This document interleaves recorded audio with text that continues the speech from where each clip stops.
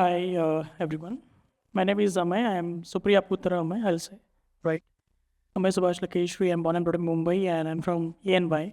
I look after these cyber forensics practice, right? Mostly reactive and proactive both, right?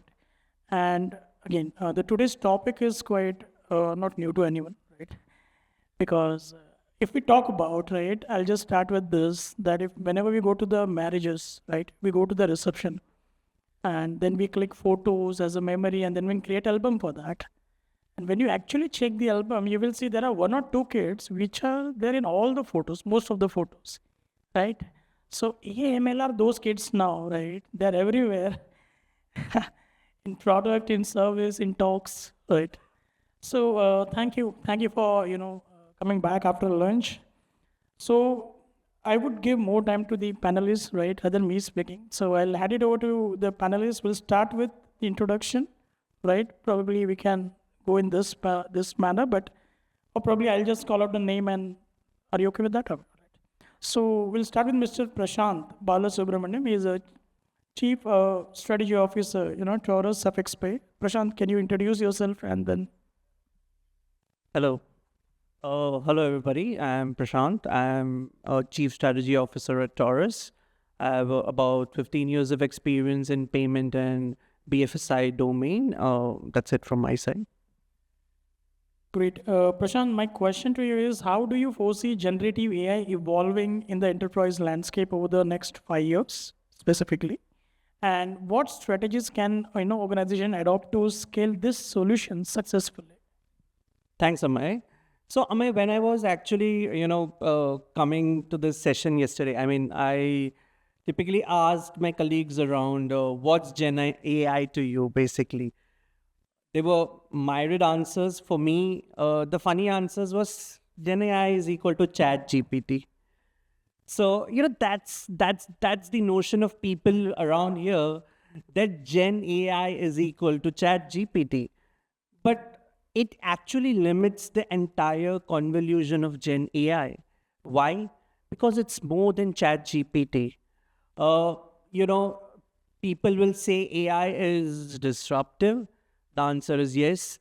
Is AI overhyped? The answer is still yes.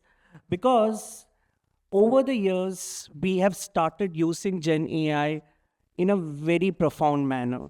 I'll just give an example. I have my colleague here, Pratmesh, who has built an entire sales funnel and entire sales automation journey just using Gen AI.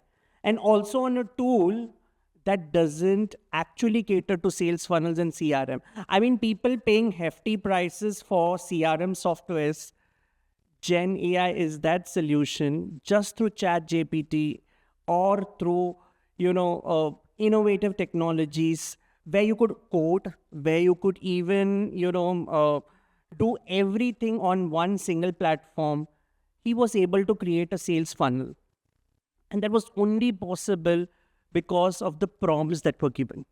When I'm talking about strategies, another colleague of mine told me, Prashant, I'm trying to do a presentation online. I tried to give a prompt, but it doesn't work properly.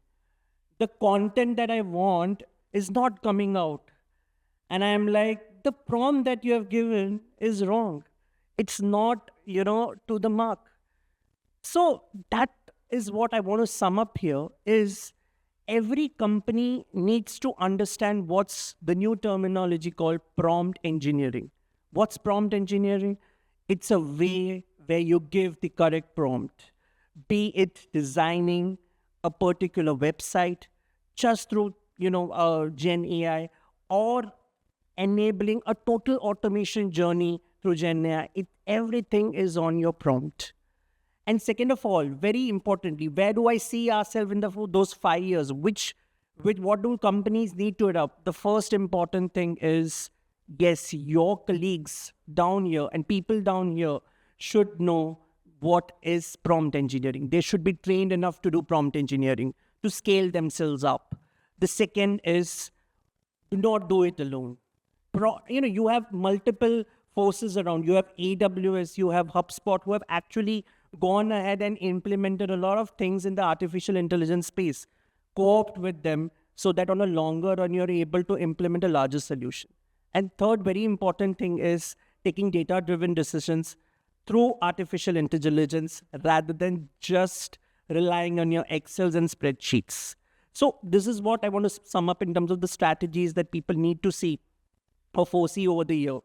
And very importantly, prompt engineering should be taught at each and every company and organization to scale up the solution. Thank you so much. Great. Thanks. Thank you, Prashanth. I mean, that's a good takeaway, I'll say, on the prompt engineering. Thank you for that bringing on the table. So we'll move next to the Mr. Vivek Parihar, right? He's head of engineering. Vivek, you can introduce yourself. I'll ask question, then you can continue with that. So what are the biggest challenges organizations face when scaling generative AI solutions for enterprise use, and how can they overcome those kind of obstacles to ensure the long-term success? Cool. Thanks. So myself Vivek Parihar, I head the engineering at Purplle. So let me quickly tell you about the Purplle, what Purplle does. Most of the gentlemen don't know about Purplle. So we are a beauty and cosmetic company, and we are trying to democratize the beauty sector in India. And the objective, the vision or mission you can for the Purplle is to make beauty accessible and affordable for the part of the Bharat, right? So that's what we do, and we are very tech-focused company, or even the tech-first company, right? And when coming back to the question, right? So we are very early adopter for the generative AI, and we have been in this space for past 9 months, right? So exactly with respect to when you try to scale the generative AI use cases, right? So one of the very important concerns that we started facing is the security, right? So most of the data that we have available, right? These are data that available out of the box, and most of the data is not anonymized, right? So then what happened? You started getting a lot more all this concern from even auditors as well. Like, how do you making sure that this particular data is not being getting misused while you are doing something, while you're creating all the use cases for the consumer, or even then you are in try to expose this information to the consumer itself, right? That has become more problematic, right? So security is the biggest concern, and that's where we try to adopt, where we try having a security guardrails in place. Whenever any data has been approached or been exposed to the generative AI system or the or these applications, right? We try to first anonymize them, right?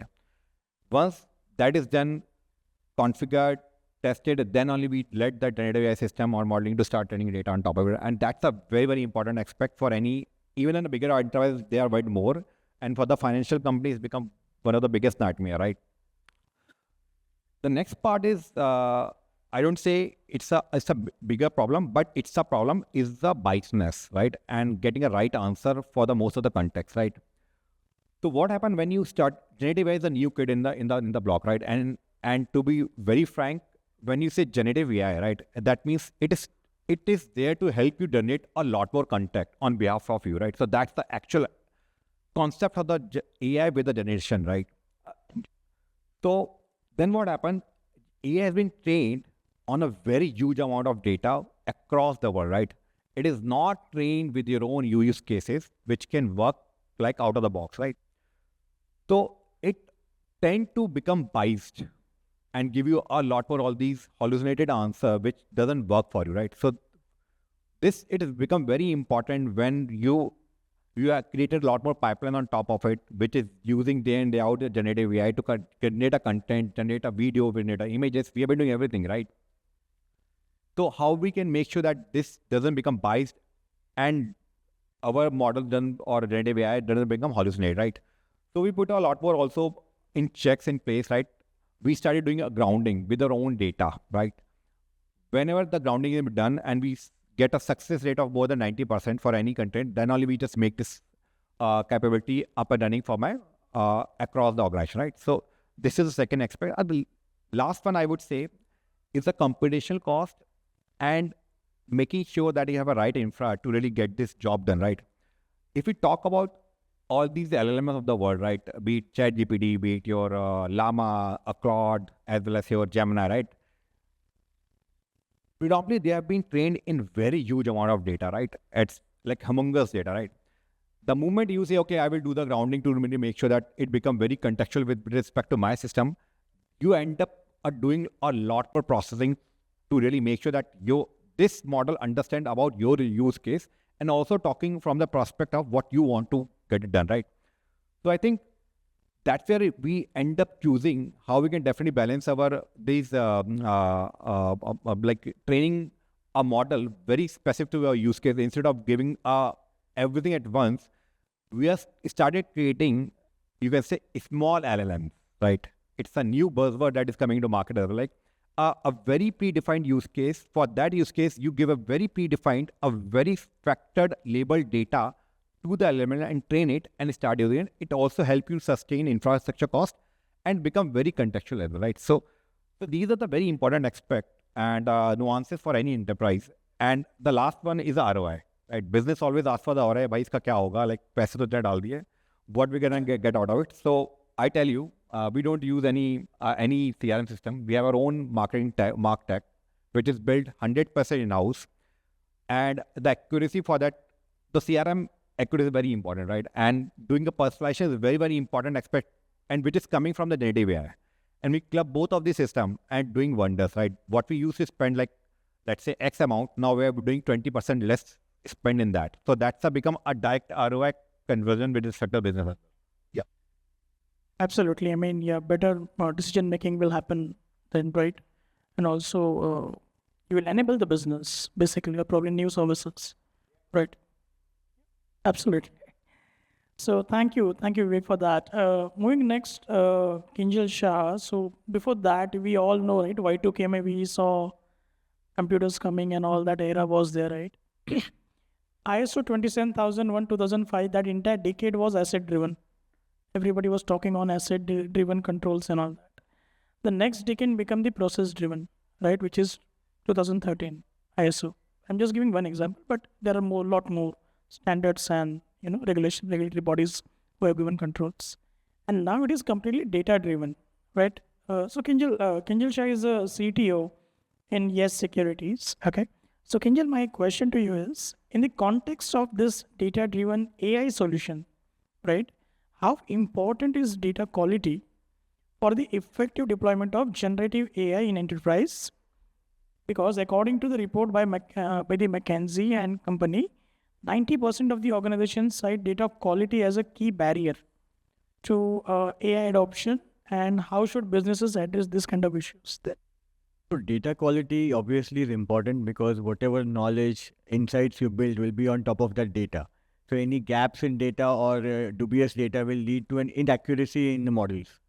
But having said that, it doesn't mean you don't start your AI journey if you have less data, because there are ways to prop up data. So in the financial world, let me tell you, like, suppose I don't store historical data. Like I get data for the day for the financial market data, and then I don't keep a store. But you can collaborate with partners who have that data. So there are firms which store daily data, 5-minute data. There are firms which store 30 years data.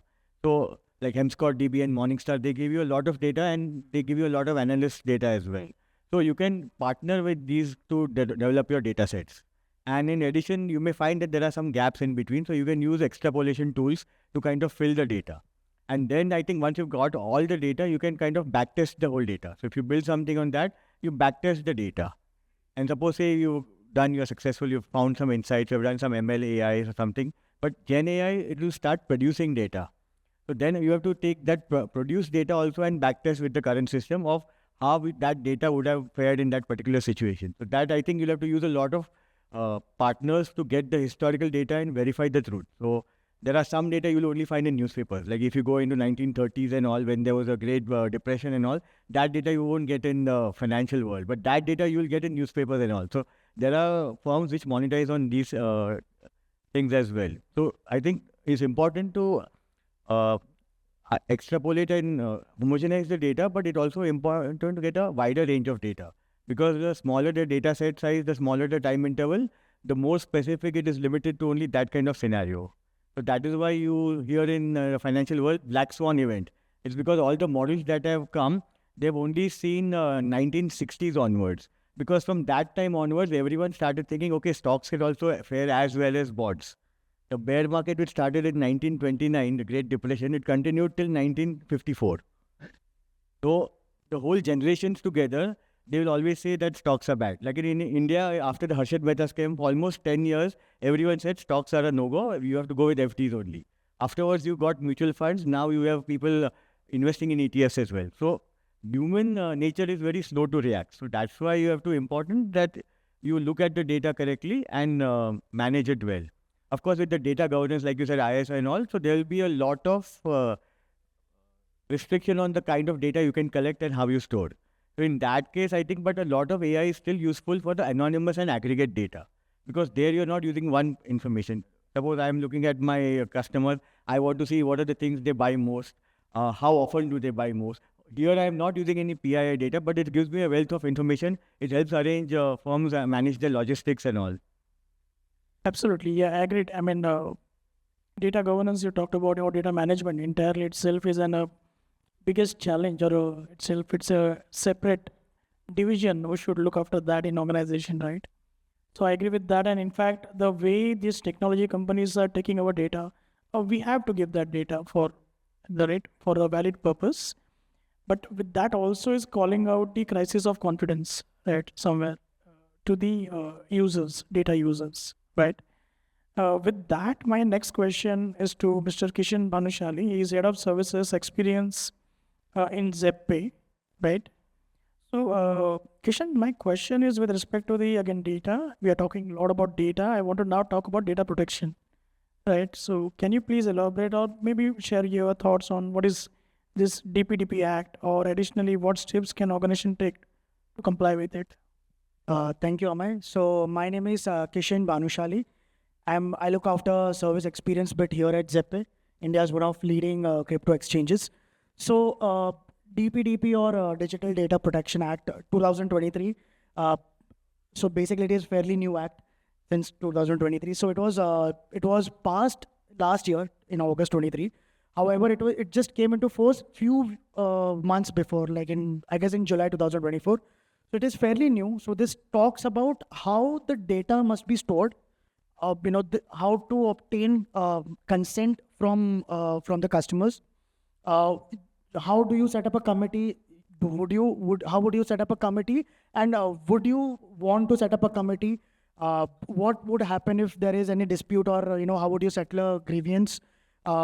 In fact, it states that if they find any breach, there could be fines up to $30 million, or roughly 250 crores, right? So that's how powerful the act is. So it is basically a pro-customer act. I wouldn't say it is similar, but it is on the same lines with European Union's GDPR, General Data Protection Regulation, but that was launched in 2018. So it is under the same act where they fined Google because the way they were using the cookies of YouTube in France. So they were charged around 90 million euros. Similarly, Meta was charged 1.2 billion euros, right? In fact, TikTok, which is now banned in India, but they were charged 900 million euros the way they handled their children account. So all I want to say is, since this act is fairly new, so it is upon us, to boost the adaptability. Now, there are top 3 things that I can think about right now that companies must do. Number 1 is privacy. So privacy must be embedded in design itself, right? So masking digital personal data of your customers, encryption or some sort of anonymity must be there. So in case of there is any breach, the digital data protection of consumers is protected. Second is compliance. Routine compliance check must be done. You may get internal auditors. You may select internal auditors or get external auditors from outside, but make sure your systems and processes are compliant to the statutory guidelines. That is there for DPDP. And last thing that I would say is cyber security. Now since we are talking about AI, Gen AI, and we are adopting, so you can leverage AI that monitors and prevents any such breaches, right? So these are the top 3 things. And my closing would be, while government is fairly doing its bit in pushing or boosting that confidence in our consumers, the way we are using AI to process their digital data, I feel that on our part, we should reciprocate that with utmost sincerity, transparency, and accountability. That's Thank you, Kishan, for summarizing this very quickly. And I love your points where you talk about privacy by design or privacy by default, right? And I love your another point too much that you talk about external auditors. Please contact me for that. Moving ahead, so we have a Jinen Dedhia, yes sir. He's a co-founder and CTO of DronaHQ, right? So it will be unfair if we are talking on all the technologies and we are missing on cloud, right? So my question is quite simple. As a hybrid models, right? AI deployments takes time because integration needs to be done on-prem, or you have some instances on cloud, or maybe vice versa, whichever way it is, right? Then what strategies should enterprise adopt to optimize the integration of on-premise infrastructure with cloud-based services? So, first of all, let me just quickly give you a quick background about me. Right? So, I like as a DronaHQ is about about 16 years old company, and we've been building on top of things like application development is where our space is, right? And we've been into dev tooling space. And over the last 6 years, thanks to the evolution that has been happening in our space, we've been becoming more or less, oriented towards low code, right? No code and then low code. So the space is pretty interesting because it allows you to deploy and build applications at scale, right? I mean, context to probably the question that probably Amey you were asking, right? This is a topic very dear to us, right? Because we started off as a pure play cloud service, right? So, in fact, a lot of our customers at the initial stage when we, when we launched our low code service, it was purely all on cloud. And today also we have a lot of customers on the cloud. But at some point in time, as we we became a low code service that we started offering to our customers, they were like, our data is with us. We don't really want this to go outside and leave our network. And that became one of the, most important point for us, that how do we really convert this into an on-prem solution and start giving it to our customers. In fact, we have customers here, Purplle is one of our customer here. And likewise, we also worked with Securities in fact, right? So on the cloud though. So here we go. But the idea is, how do we start integrating different things, right? So as a low-code provider, we have been very clear in our strategy that whatever are the market services which are available, right? Be it from AWS, be it GCP or anything, make it all available as a part of the service stack, because that's something our customers use.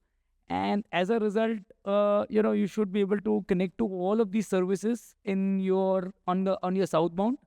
And probably from the deployment perspective, we actually have become absolutely containerized. So you go with either Kubernetes or Dockerize your solution, and then you deploy it within your cloud, right? And so much so, right, in the context to AI, because that's what we are eventually what we are doing. We're trying to even help our customers, because self-hosting these solutions is a challenge, right?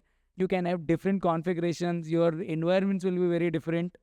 We have also started building our own small LLM in that context to help our teams when it comes to deploying these solutions, right? Because otherwise, our support queries have been on the rise. How do we really deploy this at scale, right? So in that context, I would say not just this, right? But also application development, prompt-based engineering. We want to think about a future wherein we are just telling on a prompt that, hey, this is the kind of say an admin tool that I'm looking at creating, and here are my data sources. Can it really generate an entire version 1.0 of your application at maybe 60 or 75% accuracy? And with that, right, the whole purpose is how can we really shorten the time to even launch your first application. So it's an extremely exciting time. And again, this is going to happen on-prem. So, our small LLM is going to reside on our customer's premise, not really taking the data back into the, into the cloud or probably into somebody else's cookies or anything, right? So it's interesting times that we are living in. Great. Thank you for that. Moving ahead, so we'll change the format a little bit, right? Sorry for that. So what we'll do is that please pick 60 to 80 seconds, right? And please talk about any experience, any case study, or any reference you want to give, right? And topic is can be AI, Gen AI, or related to tech. So we'll start with you, Prashant. People would love to hear any success story. Yeah, sure. I think just to brief about, I think everybody talked about data. Very important thing around here is that if you see in the start of 2024, we had Gen AI applications only counting to around 7 to 9%, and today at the end of 2024, we are having nearly 30% of Gen AI applications, which is a huge, massive impact over this particular year. And talking about a successful use case as Taurus, what we have actually done is, imagine, Amey, you're sitting here at home and you want to go and do shopping in any of the mall in Andheri. So what we have created is we have created in your own avatar, Amey's own Gen AI avatar, who actually knows Amey's preferences. He doesn't have to actually search around the mall. He can actually go to any of these selected. So let's say Amey loves to go to Zara. So Amey actually goes there. His Gen AI avatar goes to Zara. He picks up the clothes.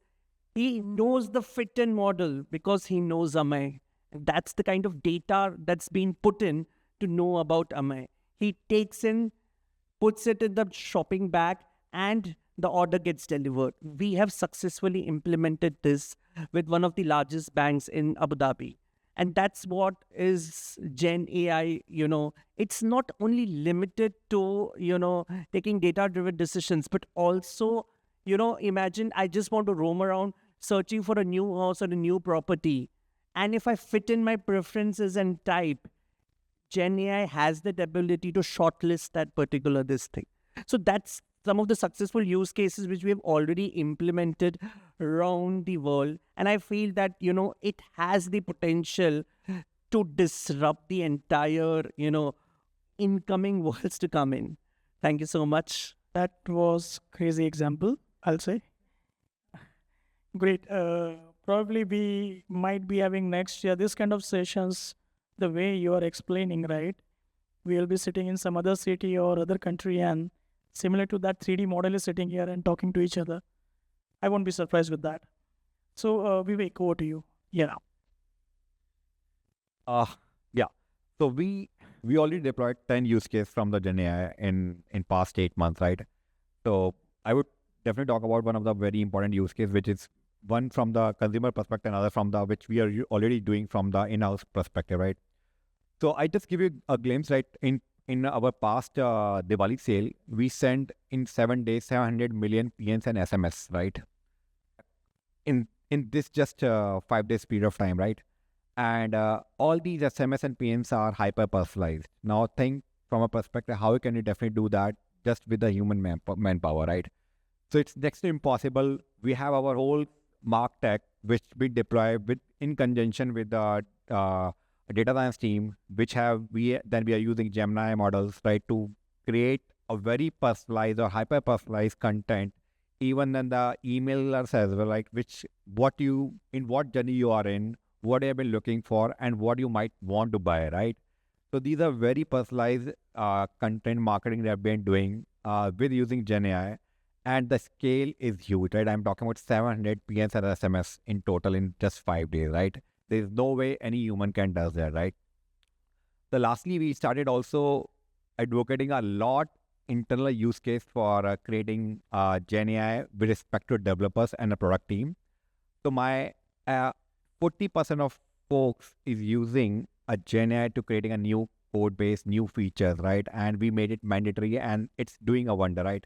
So I'm just telling somebody like while in the conference, right? One of my team member gave a 4 days of a timeline to deliver something, and I say, okay, I can try something doing in a day, right? And it in actuality is going to take 4 days, right? Now that guy able to complete that whole feature within just one and a half hour.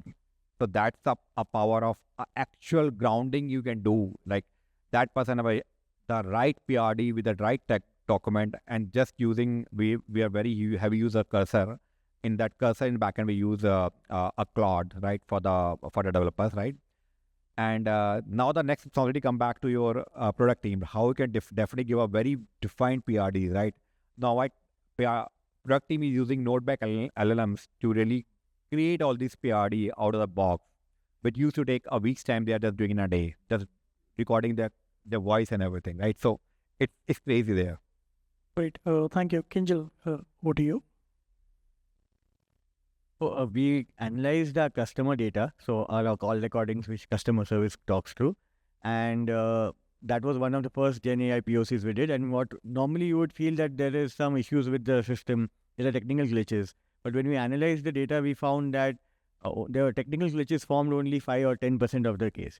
20% was related to payments issues, and 20% of the time people were not aware of the features we were offering. So they were always calling for that. So now that they were aware, that led to almost a 20% reduction in the calls as well. And then we found other things also, like how customers are frustrated. But then there are calls where the customer is frustrated at the beginning, but at the later stage, he's actually okay with the whole experience. So I think that we should reward our customer service executives as well. Great. Thanks. I think we are over time. We'll use only 2 minutes more. Kishan. Thanks, Amey. So I'll pick on what Amey, Kinjal and Prashanth and Vivek Bhai has already spoken about. So see, in ZebPay we use various sorts of AI, you can say, ranging from narrow AI to your RPAs and to Gen AIs. So we have come up with this model in-house that we are working on it, still yet to be refined yet. But I will just elaborate here. So the name of the model that we are developing is KISHN, also abbreviated as Knowledge Informed Smart Hyper Versatile Hyper Selective AI Navigation. So I want you guys to imagine a 2x2 matrix, right? On the x-axis you have volumes, and on the x-axis you have criticalness. On the y-axis you have volumes ranging from low to high, criticalness low to high. Now because I'm from CX, so I'll talk about sort of queries, or you can assume tasks, right? So in the first quadrant, in the bottom left quadrant, we have a low priority, low criticalness with low volumes. So here, these are very low priority things that, it is okay to not meet SLAs or meet TATs or stuff like that. So we use those sort of tasks as a learning opportunities for our trainees. This is the first time that they shake hands with AI. Moving to the next quadrant, which where the criticalness is slightly high, but volumes are still low. So here, it is more of operational queries where you need, a couple of departments to come together to solve it. More of strategic thinking and critical thinking and complex investigation. So here we use an opportunity for Gen AI to study from that, right? Now moving on to the bottom layer, the top layer, the top left quartile, which says high volumes but with low criticalness. So these queries / your tasks are perfect candidate for automated or independent AIs. So 90 to 95% tasks are handled by AI here. And we move to the final quadrant, which says high volumes with high criticalness. So this is perfectly where you see virtual tangible collaboration of AI and HI, wherein for some sort of problem statement, Gen AI creates, alternate plan of actions, or say replies, but final decision has to be taken by a human. So while all these quadrants are going on, Gen AI is constantly learning, right? Right. So this is the model that we are working on, Amey. Once it is refined, we'll continue in the next Probably right on this and I'll connect you, off the stage. So quickly, hardly 1 minute, if you want to share. We just got 3 use cases that we are primarily working on. First is like from our own model, right? Building own applications, because we have an entire modular structure. So how do we really we are training our own LLM models for the same stuff. Second, we are chaining that back into our second use cases around Copilot, because a lot of engineers use our product. So how can they really build things real fast? So that's the second use case that probably we're enabling our customers with. And third, we are dogfooding all of that inside our own end user applications that today we are building. So for example, CRM, Like what sort of an email should I write to this to this prospect, for example, right? So those kind of use cases are absolutely ripe for wherever thinking jobs are there. Can we really replace, or can we really add AI to ensure our people are able to do their job much faster? So those are some three use cases that we are doing. Great. Thank you, everyone. I think we are already over time, but thank you for your patience and thank you for listening. We are done. Thank you. Thank you.